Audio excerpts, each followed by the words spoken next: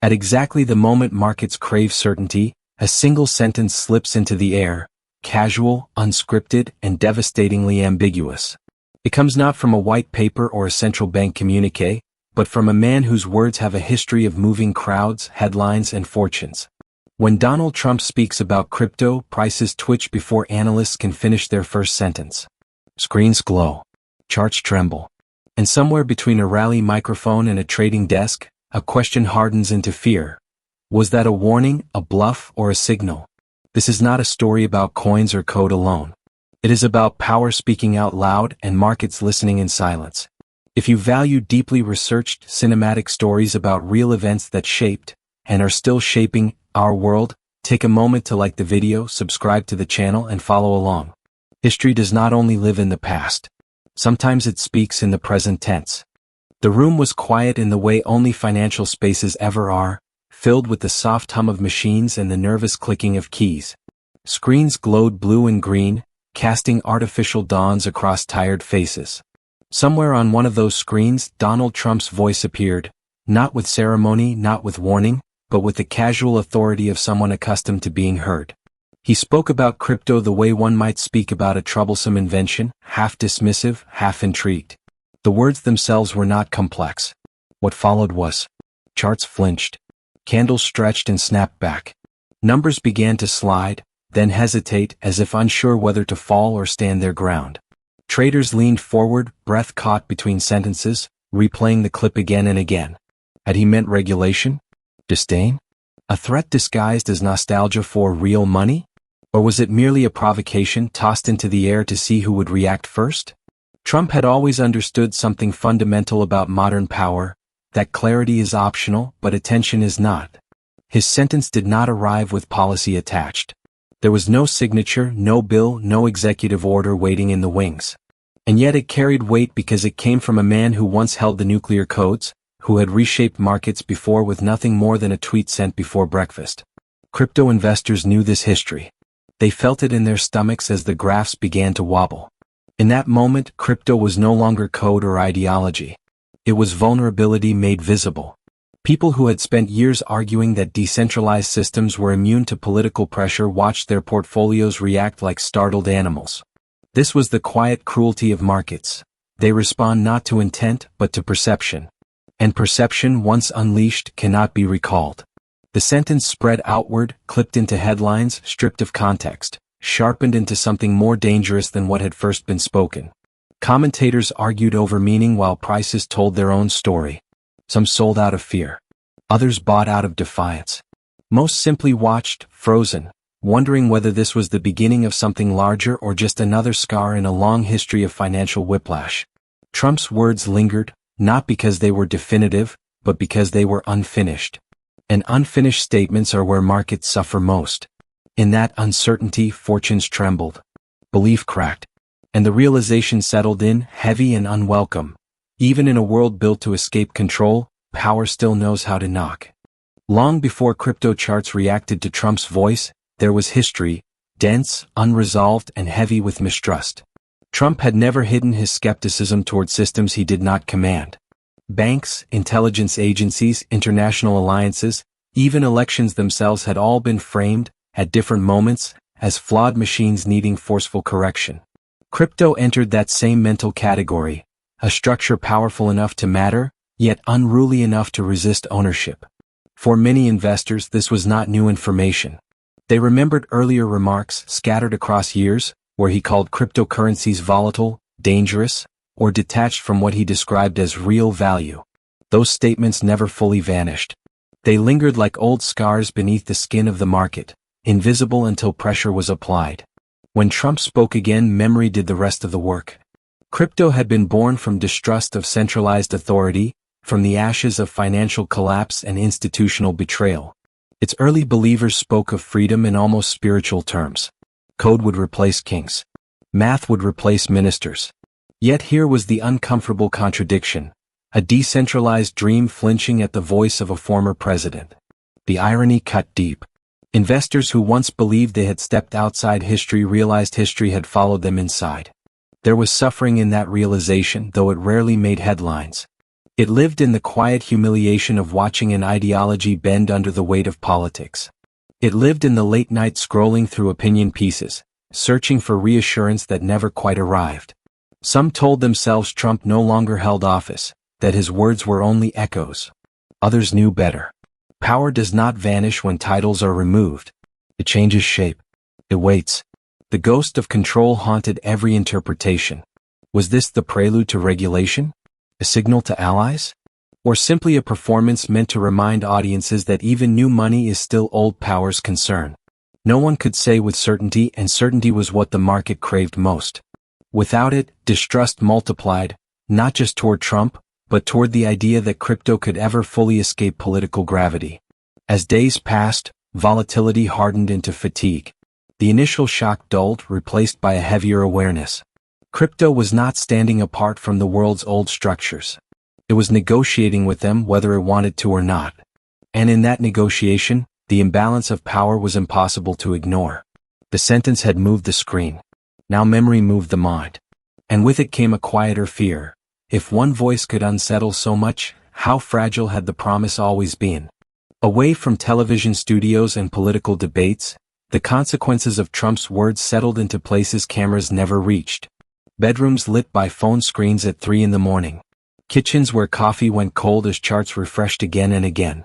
Here, volatility was not an abstract concept discussed by analysts with steady salaries. It was personal. It was intimate. It hurt. A young investor stared at a balance that no longer resembled the future he had promised himself. Months of careful accumulation, nights spent learning charts and code, now reduced by a movement he could not control and did not provoke. He replayed the clip, searching Trump's tone for mercy, for reassurance, for anything that might suggest the market had misunderstood. It had not. Markets rarely misunderstand power. They anticipate it. In another city, a crypto miner listened to the steady whine of machines chewing through electricity, each hour costing more than the last. Profit margins, already thin, felt suddenly fragile. He calculated numbers with a knot in his chest, knowing that regulation did not need to arrive to be feared. Sometimes fear alone is enough to strangle opportunity. Trump had not mentioned miners. He did not need to. The implication traveled faster than policy ever could. Developers felt it too, though their suffering was quieter still. Lines of code written in belief now felt heavier, as if each function carried doubt alongside logic. Was this worth continuing? Would the world they were building survive the scrutiny of leaders who viewed innovation as disorder? Trump's words hovered like a shadow over keyboards, slowing hands that once moved with confidence. This was the hidden brutality of financial rhetoric. No blood was spilled. No prisons filled. Yet lives were altered in increments small enough to be ignored by history books. Plans delayed. Trust eroded. Sleep disrupted. These were the casualties of uncertainty, the human tax paid whenever power spoke without precision. Some investors doubled down, clinging to defiance as a form of dignity. Others exited quietly, ashamed to admit that a sentence had undone their resolve. Most existed somewhere in between, suspended in an uneasy waiting room where the future refused to explain itself. Trump's voice faded from the news cycle, replaced by new controversies, but the damage lingered. Volatility leaves bruises long after the impact. Crypto had promised freedom from intermediaries, from distant authorities shaping private lives. Yet here it was again, kneeling before the same forces, reminded that suffering does not require chains to be real. Sometimes all it takes is a few words, spoken confidently, into a microphone the world is trained to hear. As the immediate pain softened into background noise, a wider pattern began to emerge, one that stretched far beyond Trump, beyond crypto, and deep into the long history of power asserting itself over money. Markets like to imagine themselves as neutral, guided by logic, supply, and demand. History has never agreed. From gold confiscations to currency pegs, from the guillotine's shadow over revolutionary France to the quiet violence of modern sanctions, money has always bent toward authority. Trump's words did not exist in isolation. They landed inside a system already primed to react, shaped by decades of political theater and media amplification. When a former president speaks, the market does not ask whether he currently holds office. It asks what he represents. Influence is cumulative. It gathers weight long after formal power recedes. Crypto challenged the state's oldest privilege, control over money. For governments, that challenge has never been philosophical. It has been existential. Historians have often noted that states tolerate innovation only until it threatens sovereignty. When that line is crossed, neutrality vanishes. Trump's remark, whether intentional or instinctive, echoed this ancient tension. It reminded everyone listening that decentralized systems still operate within centralized worlds. Media played its role with mechanical precision. Clips were shortened, headlines sharpened, tone exaggerated. The sentence grew more ominous with every repetition. What may have begun as commentary evolved into narrative, and narrative has always been the true engine of markets. People do not trade facts. They trade stories. And the story forming now was one of looming confrontation between political authority and digital rebellion. This is where myth quietly replaces analysis. Some began to speak of Trump as a potential executioner of crypto's future, others as an accidental herald of its maturity. Neither extreme held the full truth. Power rarely destroys outright. It tests, it pressures, it waits to see what survives. In that waiting, markets reveal their deepest insecurities. Neutrality, it became clear, was a comforting illusion. Crypto was not outside politics. It was inside a negotiation it did not fully control. Trump's words simply pulled back the curtain. They forced investors to confront an uncomfortable reality, that innovation does not erase hierarchy and technology does not abolish fear.